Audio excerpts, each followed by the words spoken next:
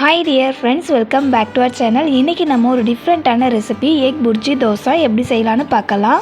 எப்பவுமே ஒரே மாதிரி முட்டை தோசை செஞ்சு கொடுத்து போர் அடிக்காம கொஞ்சம் இன்ட்ரெஸ்டிங்காக இந்த மாதிரி எக் புர்ஜி தோசை செஞ்சு கொடுத்து பாருங்க. டிஃப்ரெண்ட்டாக இருக்குன்னு சாப்பிட்றவங்க ரொம்பவே என்ஜாய் பண்ணி சாப்பிடுவாங்க. ஃப்ரெண்ட்ஸ், ரெசிபிக்குள்ளே போகிறதுக்கு முன்னாடி உங்ககிட்ட ஒரு சின்ன ரெக்வஸ்ட், நீங்கள் இன்னும் மைஸ்டைல் குக்கிங் சேனலை சப்ஸ்கிரைப் பண்ணலை அப்படின்னா சப்ஸ்கிரைப் பண்ணிக்கோங்க. ரெசிபியும் லாஸ்ட் வரைக்கும் ஸ்கிப் பண்ணாமல் பாருங்கள். இப்போ வாங்க ரெசிபிக்குள்ளே போகலாம். ஃபர்ஸ்ட்டு நம்ம எக் புர்ஜி ரெடி பண்ணி வச்சுக்கலாம். அதுக்கு ஒரு பவுலில் முட்டையை உடச்சி ஊற்றிக்கோங்க. நான் இன்றைக்கி 6 முட்டை எடுத்திருக்கேன். 6 முட்டையுமே உடச்சி இந்த பவுலில் சேர்த்ததுக்கு அப்புறமா இந்த முட்டை கூட 1/4 டேபிள் ஸ்பூனுக்கு மஞ்சத்தூள், 1/4 டேபிள் ஸ்பூனுக்கு உப்பு சேர்த்துட்டு இந்த முட்டையை நல்லா மிக்ஸ் பண்ணி விட்டுக்கலாம். இந்த மாதிரி முட்டை கூடையே மஞ்சத்தூள் சேர்த்து நல்லா மிக்ஸ் பண்ணி விட்டுட்டு அதுக்கப்புறமா எக் புர்ஜி செஞ்சோம் அப்படின்னா அந்த முட்டையிலேருந்து வர அந்த ஸ்மெல் வராதுங்க. முட்டையை நல்லா மிக்ஸ் பண்ணி விட்டதுக்கு அப்புறமா பாருங்கள், நிறைய பபிள்ஸ் வந்திருக்குல்ல. இந்த மாதிரி பபிள்ஸ் வர வரைக்கும் முட்டையை நல்லா மிக்ஸ் பண்ணி விட்டுக்கோங்க. இப்போ இந்த முட்டை அப்படியே ஒரு பக்கம் இருக்கட்டும். அடுத்து ஸ்டவ் ஆன் பண்ணிவிட்டு ஒரு பேன் வச்சுக்கோங்க. அதில் 4 டேபிள் ஸ்பூனுக்கு எண்ணெய் சேர்த்துக்கோங்க. நான் சின்ன ஸ்பூனில் எண்ணெய் சேர்த்துக்கிறேன், அதனால் 8 ஸ்பூன் அளவுக்கு எண்ணெய் சேர்த்துக்கிறேன். சூடானதுக்கு அப்புறமா இதில் ஒரு 1/2 டேபிள் ஸ்பூனுக்கு கடுகு உளுத்தம் பருப்பு சேர்த்துட்டு பொரிய விட்டுடுங்க. கடுகு உளுத்தம் பருப்பு பொரிஞ்சு வந்ததுக்கப்புறமா இதில் ஒரு 4 மீடியம் சைஸ் வெங்காயத்தை நல்லா பொடியாக கட் பண்ணி சேர்த்துக்கோங்க. கூடவே ஒரு 3 பச்சை மிளகாவை இந்த மாதிரி பொடியாக கட் பண்ணி சேர்த்துக்கோங்க. அதுக்கப்புறம் கொஞ்சமாக கருவேப்பிலை சேர்த்துட்டு இது எல்லாத்தையுமே நல்லா எண்ணெயில் வதக்கி விட்டுக்கலாம். வெங்காயம் நல்ல ஒரு கண்ணாடி பதத்துக்கு வதங்கி வரணுங்க. அந்த ஸ்டேஜ் வர வரைக்கும் வதக்கி விட்டுக்கோங்க. இப்போ பாருங்கள், வெங்காயம் நல்லா கண்ணாடி பதத்துக்கு வதங்கி வந்திருக்கு. இப்போ இது கூட 4 மீடியம் சைஸ் தக்காளியை நல்லா பொடியாக கட் பண்ணி சேர்த்துட்டு தக்காளி நல்லா மசிஞ்சு வர வரைக்கும் வதக்கி விட்டுக்கோங்க. நான் 6 முட்டை எடுத்திருந்தேன். அதுக்கு பார்த்தீங்கன்னா 4 மீடியம் சைஸ் வெங்காயம், 4 மீடியம் சைஸ் தக்காளி எடுத்துக்கிட்டேங்க.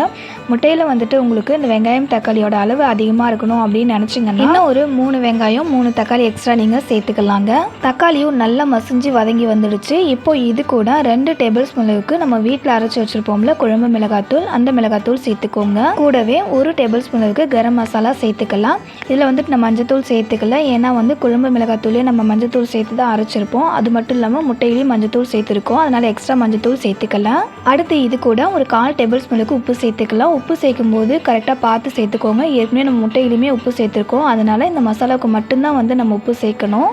இப்போ நம்ம சேர்த்துக்கிட்ட மிளகாத்தூள் கரம் மசாலாவோட பச்சை வாசனை போகிற வரைக்கும் வதக்கி விட்டுக்கலாம்.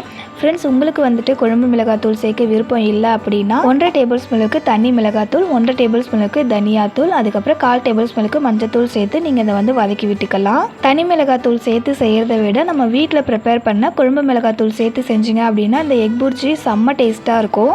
மசாலாவோட பச்சை வாசனை போயிட்டு நல்லா வதங்கி வந்ததுக்கு அப்புறமா இதில் நம்ம ஏற்கனவே மிக்ஸ் பண்ணி வச்சுருக்கோம்ல முட்டை, அதை இன்னும் ஒரு டைம் நல்லா மிக்ஸ் பண்ணி விட்டுட்டு அந்த முட்டையை இது கூட சேர்த்துக்கலாம். முட்டையை மசாலா கூட சேர்க்கும் போது ஸ்டவ்வை அப்படியே ஸ்லோ ஃப்ளேமில் வச்சுட்டு முட்டையை சேர்த்துட்டு அந்த மசாலா கூட நல்லா மிக்ஸ் பண்ணி விட்டுக்கோங்க. முட்டையும் இந்த மசாலாவும் நல்லா ஒன்றோட ஒன்று மிக்ஸ் ஆகி வந்ததுக்கு அப்புறமா ஸ்டவ் அப்படியே மீடியம் ஃப்ளேமில் வச்சுட்டு நீங்கள் இந்த முட்டையை குக் பண்ணிக்கலாம். முட்டை நல்லா குக் ஆகி இந்த அளவுக்கு நல்லா உதிரியாக வந்ததுக்கு அப்புறமா இது கூட கொஞ்சமாக மிளகுத்தூள் சேர்த்துட்டு கட் பண்ண கொத்தமல்லியை சேர்த்து நல்லா மிக்ஸ் பண்ணி விட்டுட்டு ஸ்டவ் ஆஃப் பண்ணுறேங்க. அவ்வளோதான் ஃப்ரெண்ட்ஸ், ஒரு பக்காவான டேஸ்ட்டில் எக் புர்ஜி சூப்பராக ரெடி ஆகிடுச்சு. அடுத்தது இதில் நம்ம தோசை எப்படி செய்யலான்றதையும் பார்த்துடலாம். எக் புர்ஜி தோசை செய்யறதுக்கு ஸ்டவ் ஆன் பண்ணிவிட்டு ஒரு தோசைக்கல்லை மேலே வச்சுக்கோங்க. தோசைக்கல்ல தண்ணி தெளித்து பார்த்தோம் அப்படின்னா தண்ணி நல்லா திரண்டு வருதில்ல, இந்த அளவுக்கு கல் சூடு பண்ணிட்டு ஒரு 2 கரண்டி மாவு எடுத்து தோசைக்கல்ல ஊற்றிட்டு நம்ம ஊத்தாப்பெல்லாம் செய்யும் போது மாவு எந்த அளவுக்கு நல்லா மொத்தமாக தீத்தி விடுவோம் அந்த மாதிரி தீத்தி விட்டுக்கோங்க.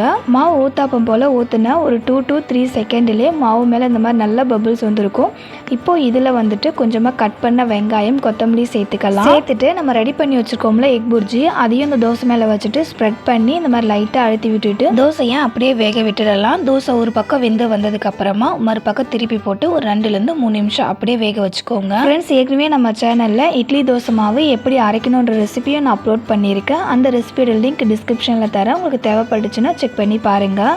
2 பக்கமே தோசை வெந்து வந்ததுக்கு அப்புறமா கல்லிலேருந்து தோசையை எடுத்துடலாம். இந்த எக் புர்ஜி தோசையை பார்க்கும்போது எவ்வளோ டெம்ப்டிங்காக இருக்குல்ல, செம்ம டேஸ்டியாகவும் இருக்கும். ஃப்ரெண்ட்ஸ், மிஸ் பண்ணாமல் இந்த மாதிரி ஒரு முறை எக் புர்ஜி தோசை செஞ்சு பாருங்கள். செஞ்சு பார்த்துட்டு உங்களுடைய ஃபீட்பேக்கை மறக்காமல் என் கூட ஷேர் பண்ணிக்கோங்க. அவ்வளோதாங்க, இதே மாதிரியே நீங்கள் தோசை மாவு ஊற்றிட்டு அந்த எக் புர்ஜியை சேர்த்துட்டு எக் புர்ஜி தோசை ரெடி பண்ணிக்கலாம். இந்த எக் புர்ஜி தோசைக்கு சைடிஷ் எதுவுமே வேண்டாம், அப்படியே சாப்பிடலாம். செம்ம டேஸ்டியாக இருக்கும். ஃப்ரெண்ட்ஸ், இந்த எக் புர்ஜி தோசை ரெசிபி உங்களுக்கு பிடிச்சிருந்தது அப்படின்னா இந்த வீடியோக்கு ஒரு லைக் பண்ணிக்கோங்க. உங்களுடைய ஃப்ரெண்ட்ஸ் அண்ட் ரிலேட்டிவ்ஸ்க்கு ஷேர் பண்ணிக்கோங்க, அவங்களுக்கும் ரொம்பவே யூஸ்ஃபுல்லாக இருக்கும். இதே போல் ஒரு சூப்பரான அண்ட் டேஸ்டியான அடுத்த ஒரு ரெசிபியோட நெக்ஸ்ட் ஒரு வீடியோவில் மீட் பண்ணலாம் ஃப்ரெண்ட்ஸ். தேங்க்ஸ் ஃபார் வாட்சிங்.